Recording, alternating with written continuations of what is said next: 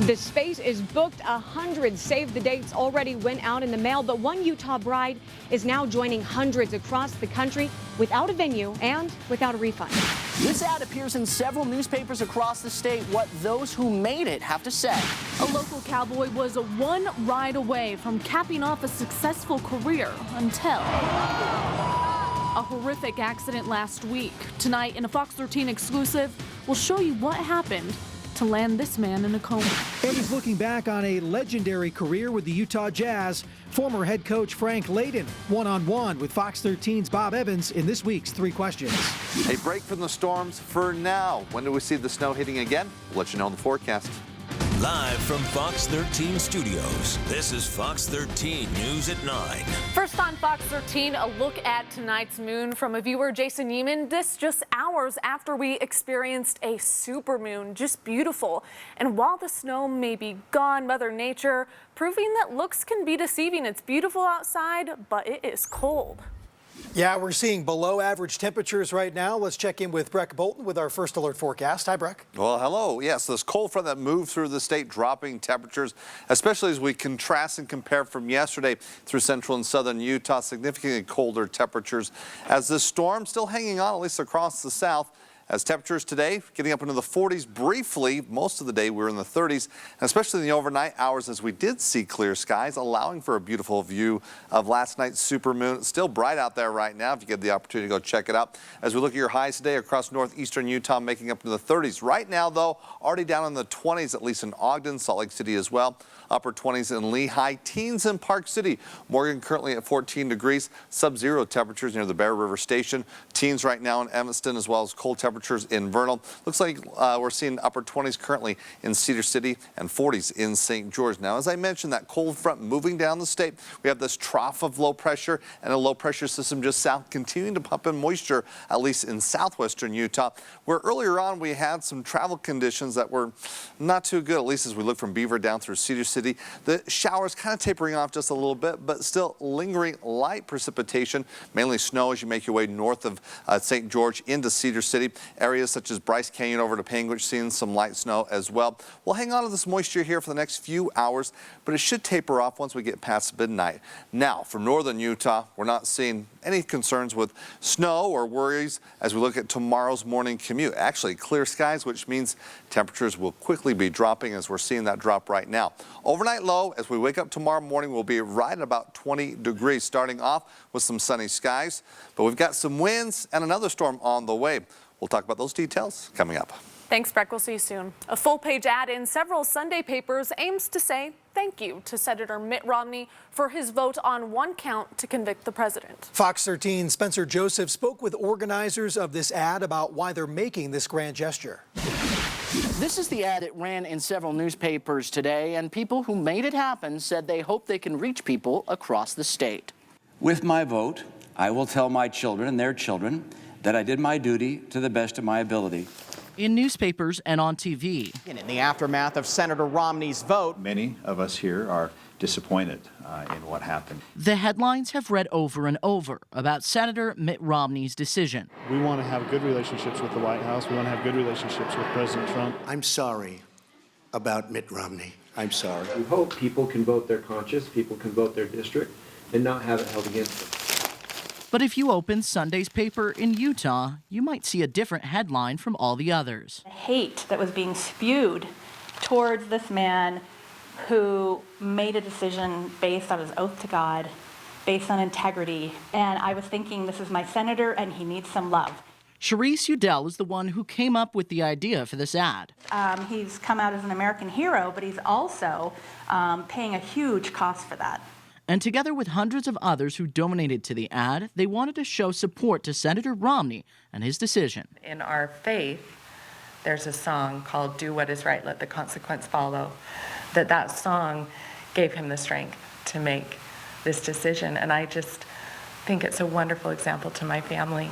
But the fact that he was willing to stand out in front of that issue and speak for others, that meant a great deal to me. So immediately I wanted to reach out and donate to that cause. So as the headlines will undoubtedly continue, those who made this ad will hope this is different from the others. I was moved, and I just love that this shows appreciation for what he did. I felt like this was something tangible I could do to show Senator Romney that what he did meant a great deal to Utahns. And this ad isn't the only support. There are several other shows of support for Romney, including a billboard calling him a patriot that was put up by the organization Republicans for the Rule of Law. In the newsroom, Spencer Joseph, Fox 13 News, Utah.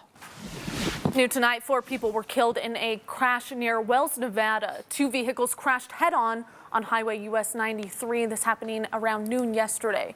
Investigators say the driver of a Subaru with Oregon license plates attempted to pass a double yellow no passing lane. It crashed into a car with Idaho plates. A driver and passenger in each vehicle were killed. The investigation is still underway and the names of the victims have not yet been released. Police arrested 3 suspects in the death of a North Ogden man. 29-year-old Dalton Wood was shot and killed early Saturday morning. Officers found his body in the 400 East block of 17th North after reports of shots fired. 32-year-old Ryan Joseph Dash and 38-year-old Angela Lynn Valdez were arrested in Ogden. Brian Christopher Jensen in Brigham City. They're suspected of several crimes, including criminal homicide. And another update out of Ogden, 24-year-old Yomira Sanchez was charged with aggravated assault after police say she stabbed a man in Marriott Slaterville. She and the man had argued and Sanchez stabbed him in the bicep. That's all according to court documents.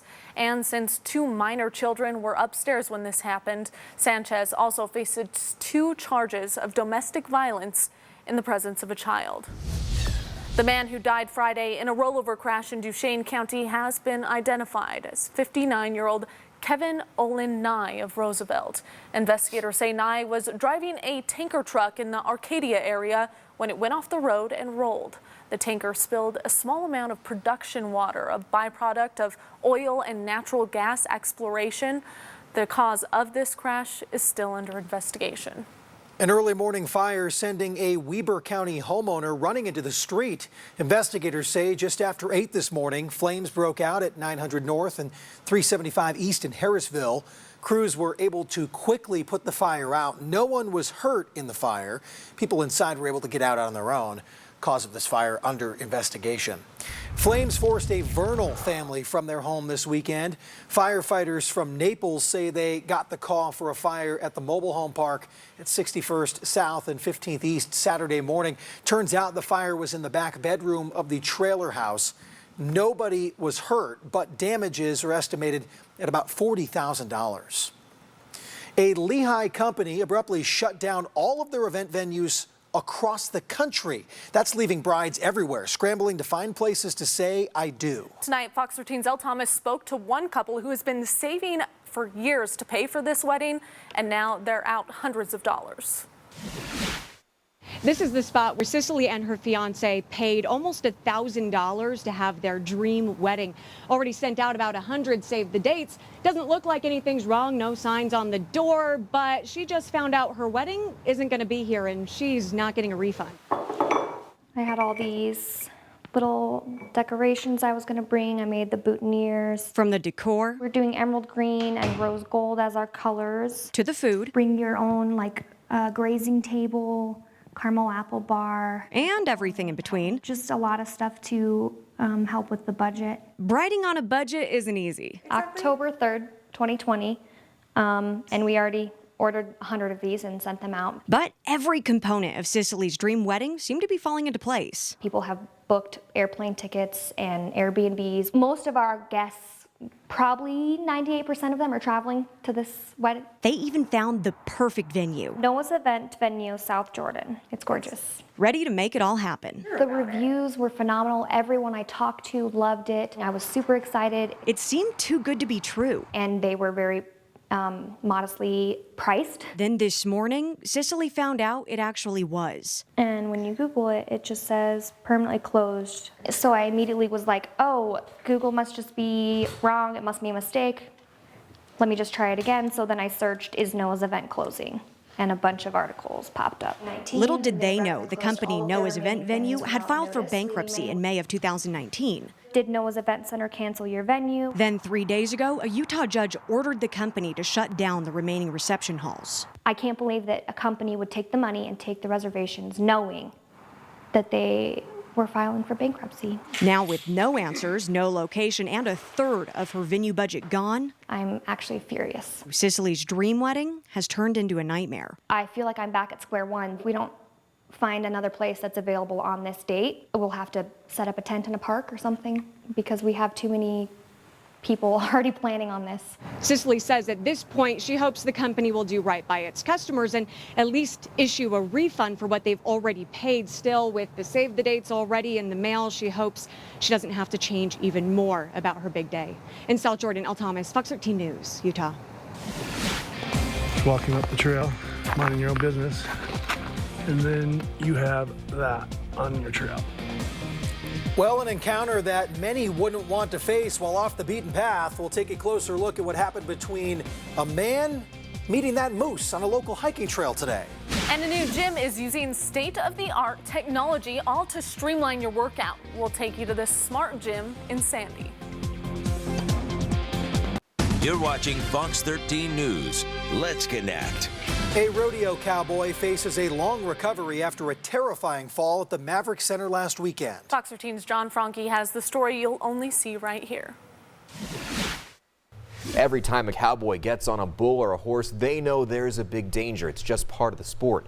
Utah County native Jesse Davis was one ride away from ending his career without a major injury when everything changed. He wanted to do it every single day. For years, this has been the office of Jesse Davis. He's done it his whole life. It's his regular routine, 8 seconds at a time. Last Saturday, his wife Cassidy and their twin daughters were sitting front row at the Maverick Center, watching Jesse's rodeo career ride off into the sunset. It's in his blood. That's why he was having such a hard time wanting to retire. Cassidy hoped to capture the moment with this video.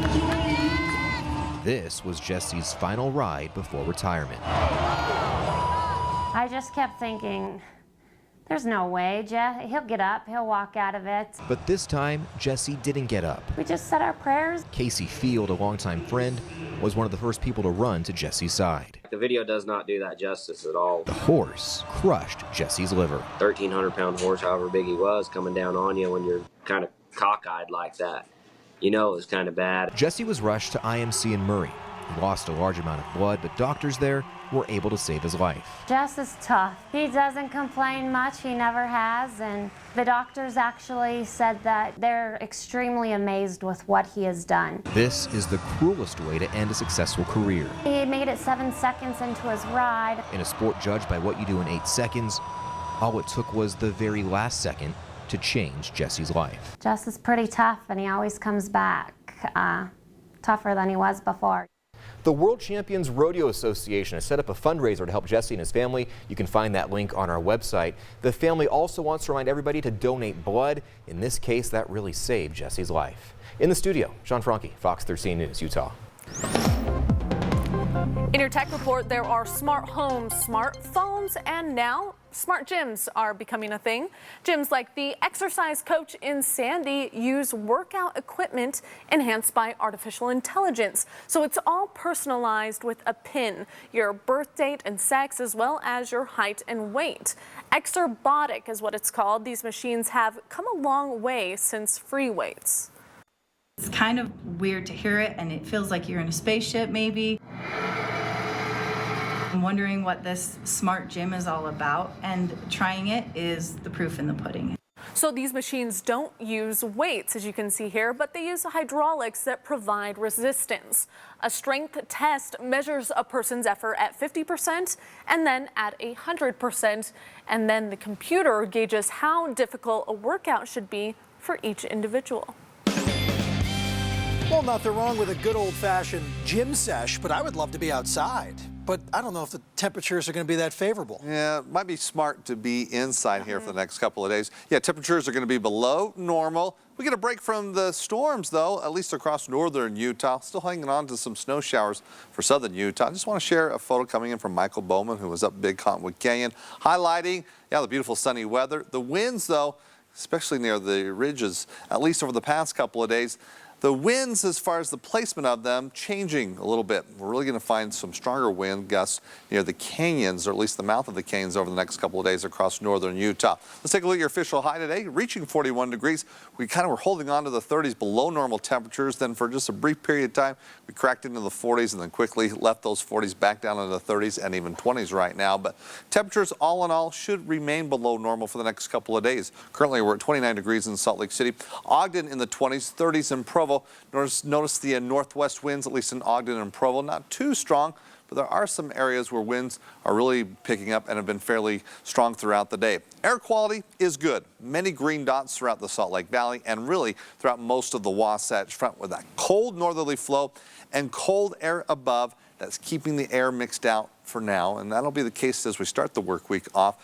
And seeing that situation probably up until about Wednesday. Now, as I mentioned, we are seeing snow continuing on across southern Utah. It's letting up just a little bit. We had a little bit more intense snowfall earlier on with an inch or two in areas such as Cedar City up through Beaver, which again provided for some wet roads. But winds a factor both across northern and southern Utah, as I mentioned, near some of the canyons.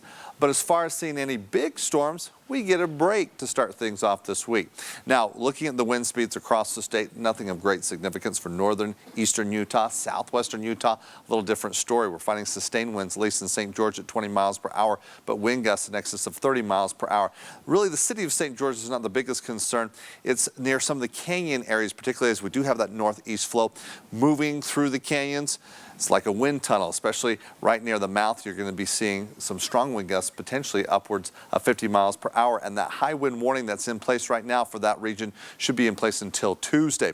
Looking towards southern Utah, though, as I mentioned, we're seeing shower activity, rain in St. George or close to that area. And as we move further north with those colder temperatures, that rain changing into snow just south of Cedar City. Very light snow. It's just mainly flurries, maybe a little bit more moderate snowfall just west of Bryce Canyon over towards Panguitch. But we're going to continue to funnel that moisture in here as we'll keep that possibility of showers going up until about midnight.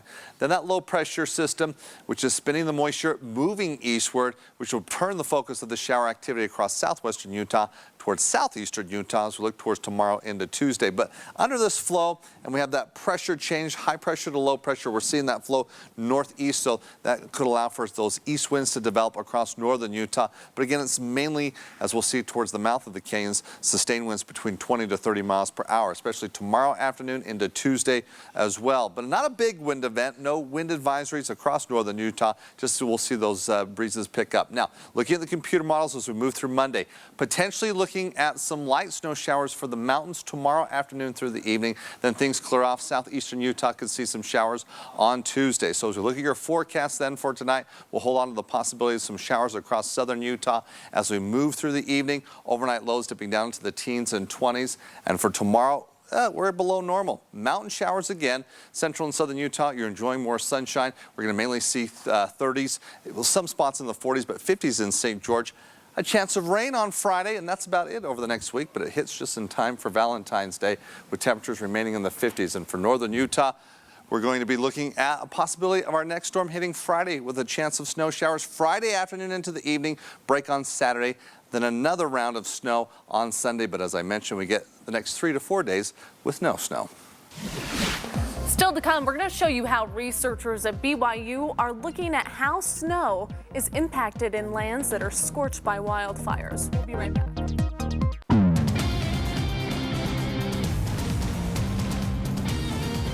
Sometimes it seems efforts to improve our air quality are not making a dent in the pollution, and that's not the case. But as Fox 13's Lauren Steinbrecher reports, cutting down on smoke from wood-burning stoves has helped improve the air we breathe. Wood-burning stoves can make a home warm and cozy, but they can take a toll on the environment. If you are heating a home with wood, you're going to emit more than 100 times more particle pollution than if you were heating that same space with natural gas. Studies have shown that wood-burning stoves contribute 5 or 10% of particulate matter during a winter inversion.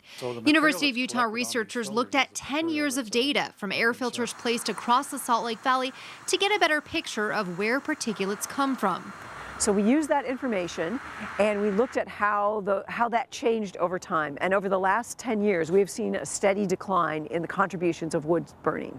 The researchers found a reduction of about 2 micrograms of particle pollution per cubic meter. And while it doesn't seem like much, it is significant. And when you're looking at something that might make, you know, half a microgram per cubic meter difference, it's a big deal because it really is difficult to find effective strategies.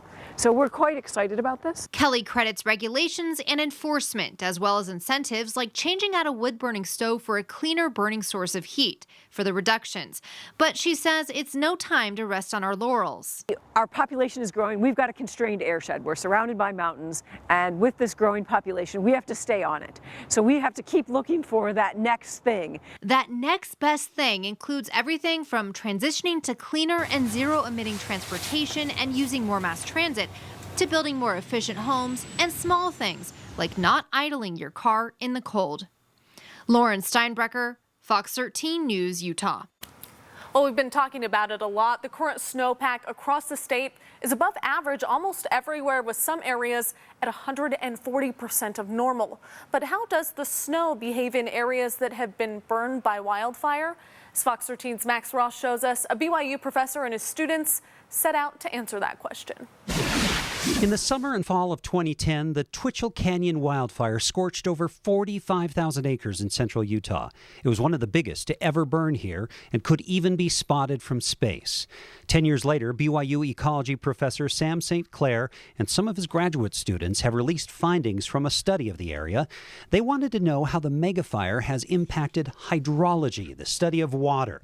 They found a patchwork of burned areas, and that snowpack differed greatly in areas that were burned or missed by the fire. Snow is accumulating much deeper in areas with complete burn. So areas where the forest had been completely removed by the fire, we're seeing about 90% more snow accumulating in those areas compared to areas that hadn't burned. Sunlight is also a factor. Areas exposed to more sun will melt earlier in the spring. That could trigger erosion, mudslides, and flooding. Areas with more shade will melt later and help fill the reservoirs. But it's about more than just drinking water. Increased water availability doesn't just enter our reservoirs, it enters the soil and into the forests that provide habitat for livestock, for ranchers, for wildlife, for hunters. By understanding how fire impacts the watershed, scientists can make predictions and decisions about how to best manage resources. Professor St. Clair is proud of how his students handled the backcountry, even sleeping in sub-zero temperatures. It's cool that young people that have worked really hard and been mentored and trained in how to do science have brought forward this data that's important to society. The next step is to get all the data on maps to make it easier for water managers to put it to work. Max Roth, Fox 13 News, Utah. Still to come, a key step happening this week in connection with the disappearance of Susan Cox Powell. We'll get you up to speed on the case. And talk about a close encounter. We caught up with one man face to face with a moose this morning on a hiking trail. Live from Fox 13 Studios, this is Fox 13 News at 9. Thanks for joining us. One of the final chapters in the disappearance of Susan Cox Powell will be written this week. A civil lawsuit over the deaths of her children will now go to trial. Fox 13's Ben Winslow explains. Susan Cox Powell's parents are suing over the deaths of her children, Charlie and Braden Powell. They allege Washington's Child Protective Services Agency did not do enough to keep them safe and bear some liability for their deaths. The boys were killed by their father in 2012. The lawsuit says Josh Powell was suspected of kidnapping and killing Susan. She vanished from her West Valley City home in 2009 and has never been found. The lawsuit says when Josh Powell moved from Utah to Washington, police warned child welfare caseworkers about dangers, but those were repeatedly ignored. In its own court filings, Washington's Department of Social and Human Services argues Josh Powell is liable, not the state, and Susan Cox Powell's parents can't benefit if she wasn't dead at the time. The case will go before a jury in Tacoma this week to determine any fault and damages. Now, an interesting side note to this, court documents reveal that the state of Utah had Susan Cox Powell declared legally dead November of last year. In Salt Lake City, Ben Winslow, Fox 13 News, Utah. What are you doing, buddy? What are you gonna do? A hiker coming face to face with a moose standing guard on Grandeur Peak Trail this morning. Now imagine this, just coming around the corner to find this huge moose standing in the middle of the hiking trail. Craig Citrus telling me tonight that he hikes Grandeur Peak every Sunday morning and frequently sees moose, just not blocking the trail. So this was interesting. The standoff between him and the moose lasted a few minutes. Take a look. No, go the other way. No. Go the other way.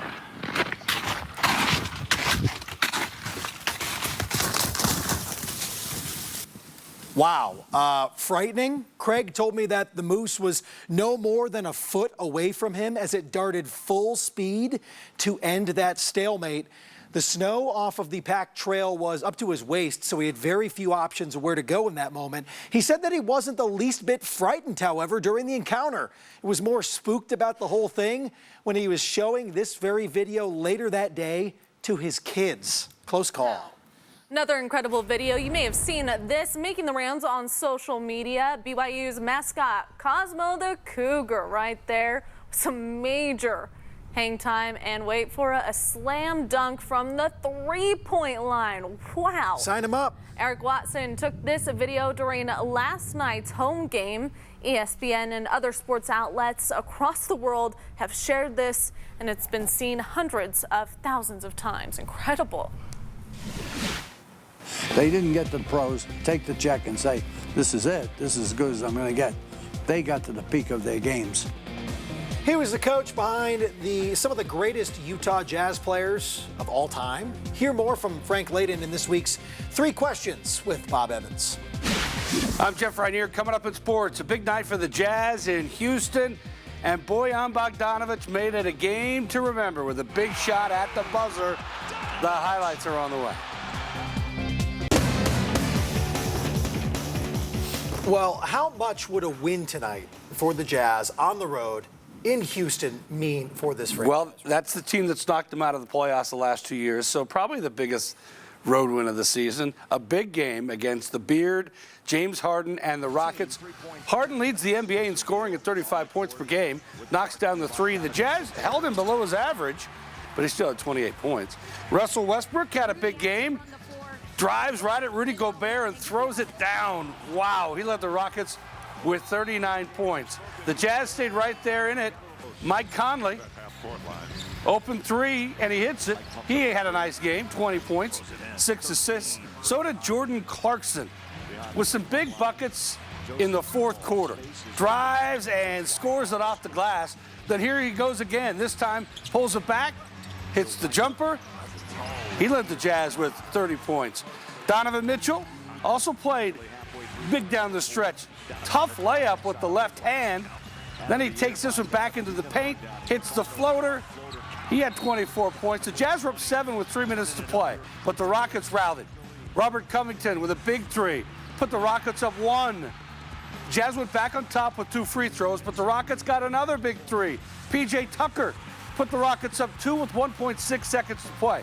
Still time for the Jazz, and it's Bojan Bogdanovic, who struggled during the game, but hit the big shot at the buzzer.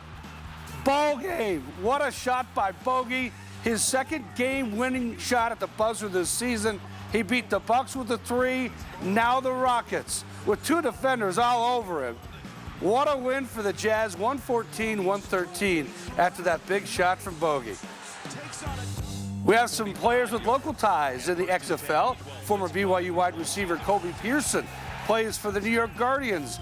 Today, caught a touchdown pass against the Tampa Bay Vipers. Pearson had 2 receptions for 44 yards in the Guardians' 23-3 win. Another former BYU player, Micah Hanneman, had 3 tackles for the Vipers. Utah's Zach Blair had a solid week on the PGA Tour, shot a final round 71 at the AT&T Pebble Beach Pro-Am to finish tied for 18th at 5 under par. Zach is 56th in the FedEx Cup standings. Nick Taylor had a 1-shot lead over Phil Mickelson going into the final round at Pebble Beach, but he increased that lead to 2 on the par 5-6. In the hole for an eagle to get to 21 under par. Mickelson tried to make a charge to the back 9. Great approach shot here on the 10th. And it's a good one. Rolls right up by the hole, set up a birdie, but Phil fell back, finished 3rd at 14 under par. Taylor stayed on top. Chip shot on the 15th. And this one is tracking and goes in for a birdie. He's a wire-to-wire winner. The par putt on the final hole to cap it. He won by 4 shots at 19 under par, his 2nd win on the PGA Tour. The Daytona 500 is next week here on Fox. Ricky Stenhouse Jr. won at the pole today. He was also the first NASCAR race of the season. The Busch Clash at the Daytona International Speedway, full of crashes. 16 cars started the race, only 6 on the track at the end. Eric Jones had a smashed up car, but he took the checkered flag at the end of the 3rd overtime. Coming up tonight on the Fox 13 Sports page, we'll have more on the Jazz here from Bogey after that big bucket. Plus, Real Salt Lake, we'll hear from Albert Rusnak as they continue preseason, and hear from Weber State's all-time leading scorer, Jarek Harding. Can we just play that shot over and over It's and over? beautiful. There's something about a buzzer beater, especially Bogey, who really needed a shot like that. Yeah, he struggled during the game, but they put him in at the end. And guarded by 2 guys, too. He him. hoisted it up. It was beautiful. Yeah, it was The pretty best part is watching the other team all go. yeah, I know. After, it was great. I might have screamed a little bit. And then I think we might have heard that. I apologize. Thank you, Jeff. Well, before we go to break, let's take a look at your current conditions in Salt Lake City. Mostly clear skies, temperatures in the 20s, light winds for now. We're going to keep skies clear in the overnight hours as we're looking at clear conditions tomorrow, but there is one spot across northern Utah that could see some snow. We'll show you where and when's the next big storm. We'll answer that after the break. Let's go outside right now, take a look at your current temperatures. Temperatures quickly dropping across northern Utah. The reason being is we've got clear skies. Hanging on to some clouds across southern Utah. Even though it's cold, the decrease not happening as rapidly as we're holding on to the 40s right now in St. George. And I mentioned across northern Utah, air quality is good. Should remain good to start the work week off. Monday, Tuesday could see some changes moving into that moderate concern level.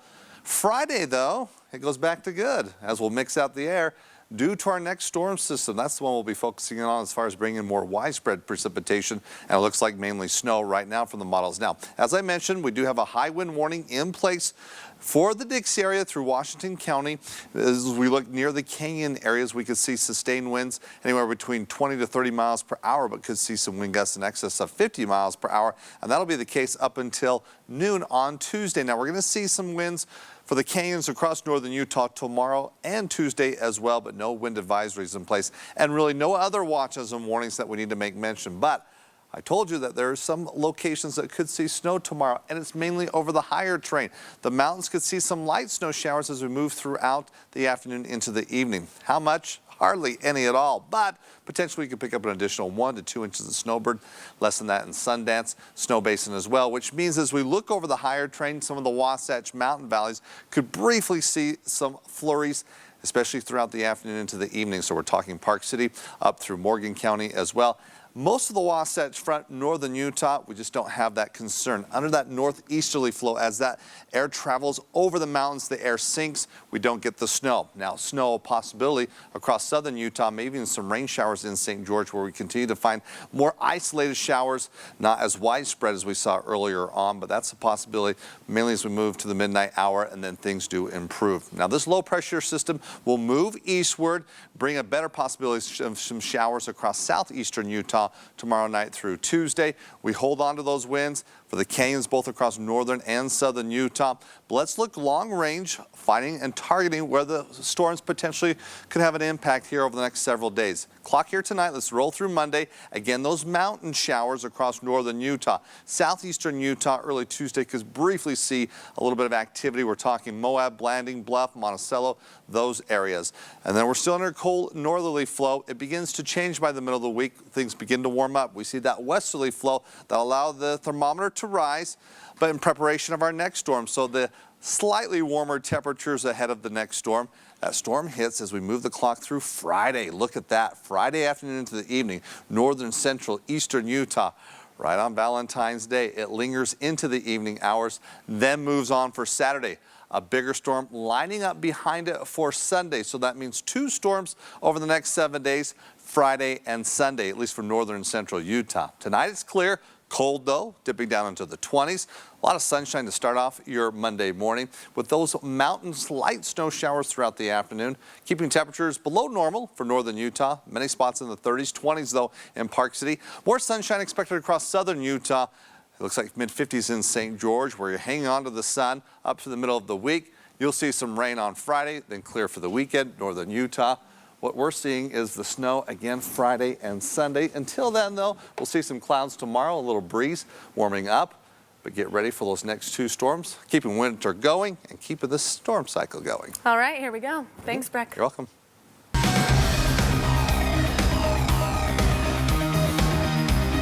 He was arguably the first and most prominent face of the Utah Jazz when they arrived in Salt Lake City in 1981.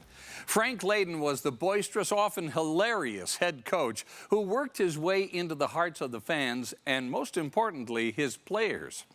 To a person, they would walk through fire for him because they knew deep down inside this tough competitor from the streets of Brooklyn actually loved them dearly. Now at age 88, he's enjoying the fruits of all that hard work and affection. I sat down with Coach Frank Layden and asked him 3 questions.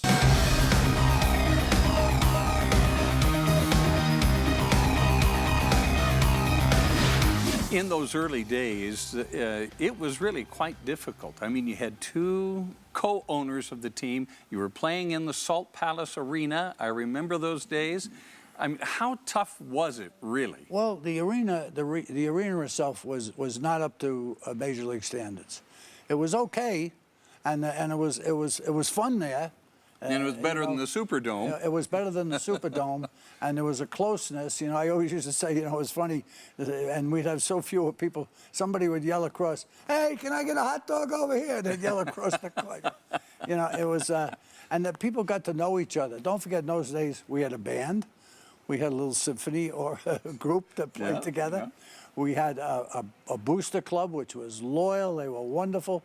They used to remember all the players' birthdays, and they made the players feel good. They took the players home with them, almost like in college. You know, they took them to have dinner at their homes and got to know them. And we started to develop a very good atmosphere. So in a way, the Salt Palace played a role in developing that family feeling that we had. But we had a real small locker room. We didn't have a real good training room. And finally, the commissioner told us, this isn't going to go on. You guys are going to have to find another place to play. I remember when John Stockton was drafted out of college. I happened to be in Spokane, Washington at the time, and I remember the ESPN commentators saying, John Stockton gets picked from Gonzaga University in Spokane, Washington, going to the Utah Jazz. Now, at that time, nobody knew who John Stockton was. A lot of people didn't know him. You know, his toughness, his mental toughness was probably his greatest asset, besides his God-given agility and physical talents. He was a smart guy. He was one of those very, very special players. Yeah. And it wasn't long after, all of a sudden came the mailman. Yeah. And then, you know, that combination. I don't know if either of them would have been quite as great. You know, we forget that I think Malone's the 3rd leading high scorer in the history of the league. You know. Yeah. Yeah. So. I mean, but well, somebody was passing the ball to him. Somebody was passing the ball to him, and he was finishing. Yeah. And they both had a great work ethic. Malone and Stockton never wanted a day off. They wanted to play basketball. They wanted to practice.